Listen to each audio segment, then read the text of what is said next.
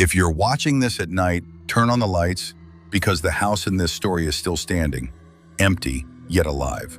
And once you hear what happened inside, you'll never look at abandoned houses the same way again. Stay till the end or risk bringing something back with you. When your family had been a B-specific start, it began with a dare. 17-year-old Marcus lived in a quiet town in Pennsylvania. He was adventurous, cocky, and always looking to prove something. His friends often joked he had no fear, until one night they challenged him to spend an entire night inside the Hollow House. This house wasn't just abandoned, it was avoided. Everyone in town whispered stories about it. Some said it breathed. It sat in the middle of a wooded patch, vines crawling over the roof, windows long shattered. But the door, always strangely ajar, as if waiting. Marcus accepted the dare without hesitation. At 11:58 p.m., he stepped inside, armed with only a flashlight and his phone. The door creaked shut behind him, though no wind blew. He was alone, or so he thought. Act 1. Exploration. The house was ice cold. Dust floated in the flashlight beam. The walls were covered in old, peeling wallpaper that seemed to have faces hidden in the patterns. Marcus joked to himself, recording everything on video. He walked into the living room.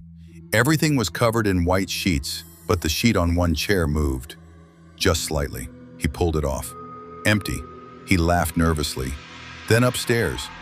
The hallway was lined with portraits of a family, except every single face was scratched out. Deep gouges like from nails. That's when he heard it, a whisper. Close.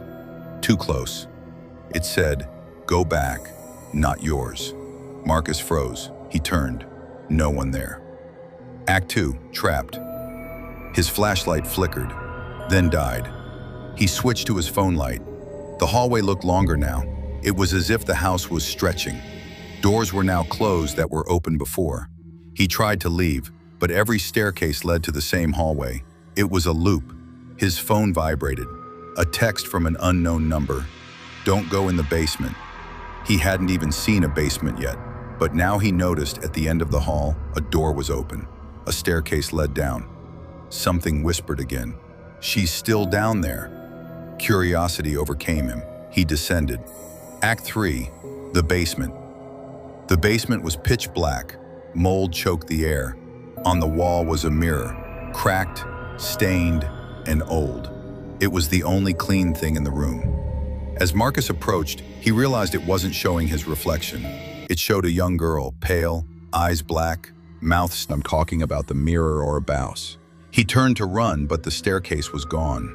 The room had changed. There were now dozens of mirrors, all with her reflection, all watching him. And then, one shattered. She stepped out. No birth sentences available. Act 4. Escape? Screaming, Marcus bolted toward the farthest corner. A door appeared, glowing red. He crashed through it, falling onto the floor of the living room. It was morning, birds chirping, sunlight pouring through broken windows. He was out, alive, but the town wasn't the same. People stared at him like they didn't recognize him. His friends never returned his calls. His own mother wouldn't open the door. He checked his phone. No footage. The last photo on his phone, a selfie of him inside the mirror, smiling. The Hollow House is still there, empty, but not alone. And if you ever feel eyes watching from a mirror, look away, because once it sees you, it remembers.